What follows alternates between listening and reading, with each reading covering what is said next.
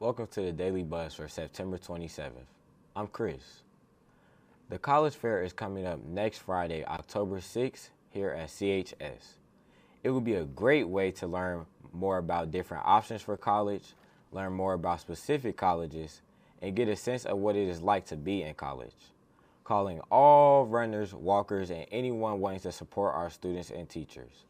The Center Education Foundation 5K is on Saturday, October 7th at 9 o'clock at Red Bridge Shopping Center. It has a beautiful course, very few hills, and a greeting from the CHS marching band at the finish line.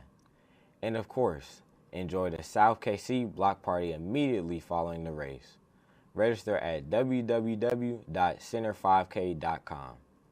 On September 27th, 1779, the Continental Congress appoints John Adams to travel to France as the minister in charge of negotiating treaties of peace and commerce with Great Britain during the Revolutionary War. Now let's take a look at other events in history that happened on this day. Here's a look at this day in history. September 27th. In 1939, overrun with invaders from Nazi Germany and the Soviet Union, resistance fighters in Warsaw, Poland surrendered. This day in 1942, band leader Glenn Miller led his last orchestra as a civilian and joined the Army. His all-star band entertained the troops in World War II. In 1996, fighters of the Taliban, an Islamic fundamentalist movement, took control of Kabul, Afghanistan. And on this day in 1779, John Adams was named America's sole representative to negotiate peace terms with the British during the American Revolution. It wasn't until 1783 that the Treaty of Paris, ending the war, was signed by Adams, John Jay, and Benjamin Franklin.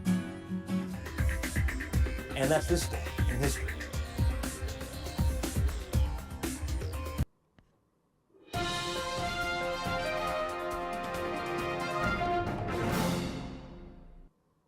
Welcome back to Worldview and happy Hispanic Heritage Month.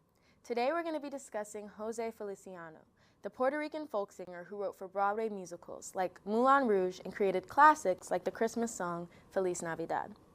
But today we're going to focus on a specific moment in Feliciano's career, the 1968 World Series. 23-year-old Feliciano is there to sing the Star-Spangled Banner and begins an acoustic rendition of the national anthem that America has never heard before. First, let's establish what's happening in the U.S. during 1968. The Vietnam War is at its peak. The U.S. military has felt heavy losses, spending $77.4 billion on a war that has begun to feel endless. 16,899 U.S. soldiers, averaging 22 years old, will be killed that year. Hippies, yippies, Students for a Democratic Society, and other activist groups would convene in Chicago that year to protest the Democratic National Convention, a move that would cultivate into the famous trial of the Chicago Seven. Martin Luther King Jr. and Robert Kennedy would be assassinated that year, sparking feelings of pessimism and hopelessness around the future of the civil rights movement. 1968 remains one of the most tumultuous years in American history. In the midst of all this tragedy, Feliciano begins a peaceful, soulful folk rendition of the national anthem that reflected the spirit of protest in the country at the time. And he was booed. People declared it disgraceful and unpatriotic. Yet it was the first time the Star-Spangled Banner made it on the Billboard charts. Feliciano's rendition hit people deep. It was honest to the time, not a masquerade of patriotism when there was little to feel patriotic about. Feliciano is a trailblazer in music and protest. His rendition will live on in history as a defining example of America in 1968. In honor of Homecoming Week, let's take a look back in history at our 2019 Homecoming Parade.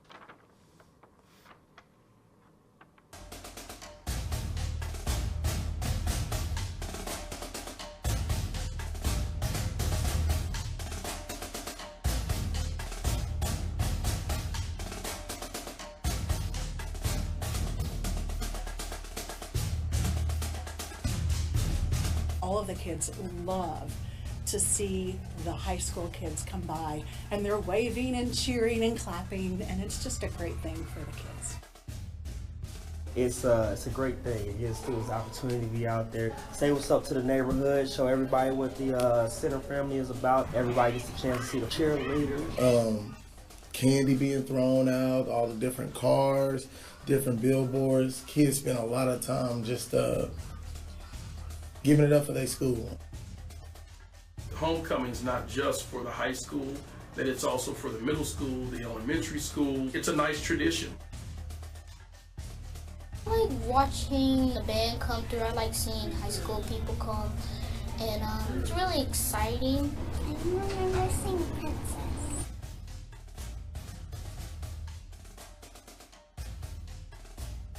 I really like the parade. It really gives you a feel of what it's going to be like in high school. And I think I would like to be in the parade when I get to high school.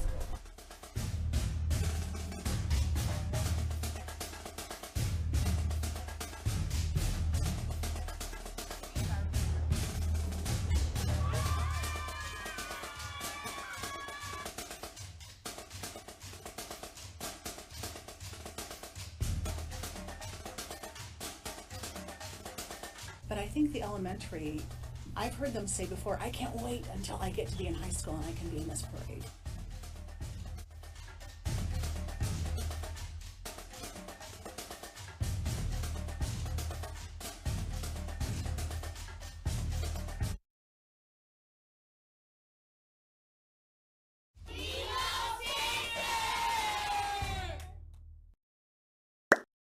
Thank you.